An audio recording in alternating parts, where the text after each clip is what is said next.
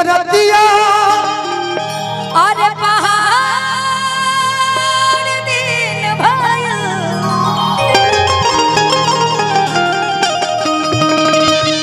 का कहीं हमरा अरे करे जो जल करके दिलवा ले गइले दिलवा ले गइले दिलवा ले गइले राजा बोतल में भर के दिलवा ले गइले राजा बोतल में भर के दिलवा ले गइले राजा बोतल में भर के बोलिया दे आवे पिया के प्यार कोयल बोलिया दे आवे पिया के प्यार कोयल रतिया तरतिया पहाड़ दिन भोयल रतिया तरतिया पहाड़ दिन भोयल का कहे हमरा करे जल नर के का कहे हमरा करे जल नर दिलवा ले गइले दिलवा ले दिलवा ले गइले राजा बोतल में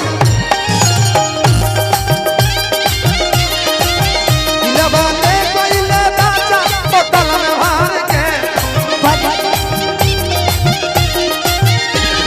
परदेसिया परदेसिया है पिया सब कहते हैं तूने मेरा दिल ले लिया लिया लिया सब कहते हैं तूने मेरा दिल ले लिया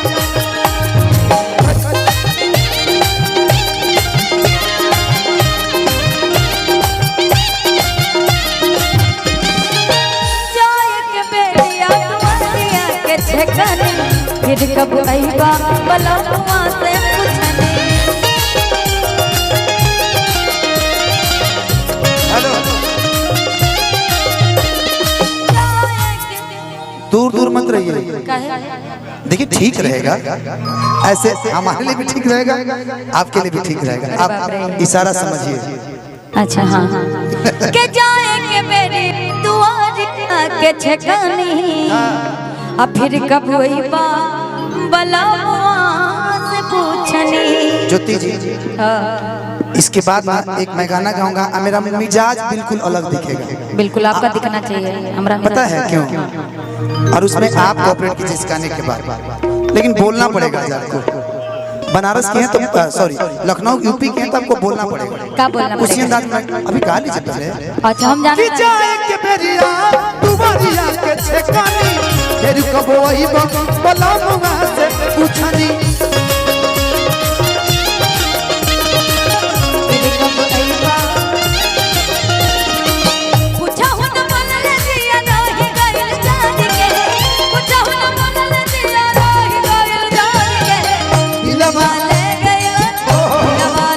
दिलवा ले गइले राजा बोतल में भर के ले गइले राजा बोतल में भर के दिलवा ले गइले राजा बोतल में भर के दिलवा ले गइले राजा बोतल में फूलों सा चेहरा तेरा कलियों की मुस्कान है फूलों सा चेहरा तेरा कलियों की मुस्कान है रंग तेरा देख के रूप तेरा देख के कुदरत भी हैरान है रंग तेरा देख के रूप तेरा देख के कुदरत भी हैरान है ए भैया चली चली कौन हो सर्दी आवे वाला बकहा तरी कैसे सनद में गावना कलवला पे दहदी छूटल या वही गवाना माते हरदी छूटल वही गवाना के हराती छूटल वही गवाना के हराती सनद में गावना कलवला पे दहदी छूटल या वही गवाना के हरदी छूटल वही गवाना के हराती छूटल या वही कहतरी कैसे बहुत बहुत धन्यवाद देने गार्जियन तुल्य बड़े भैया सुभाष सर जाए के बेरिया दुआरिया के ठेकाने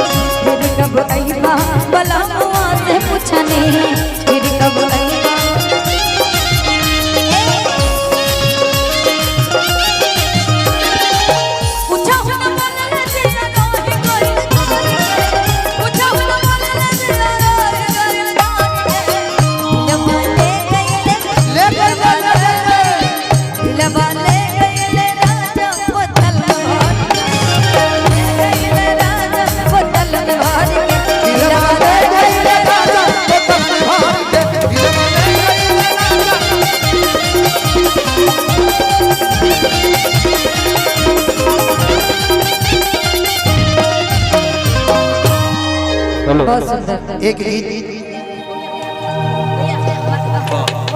बहुत बहुत धन्यवाद, थैंक यू सो मच। फिर फ्री होगा। सुभाष सर का आदेश है, निवेदन सर बोले कि अभी धनंजय शर्मा और ज्योति माही जी को भरपूर सुनना है, लेकिन उसके पहले हमारी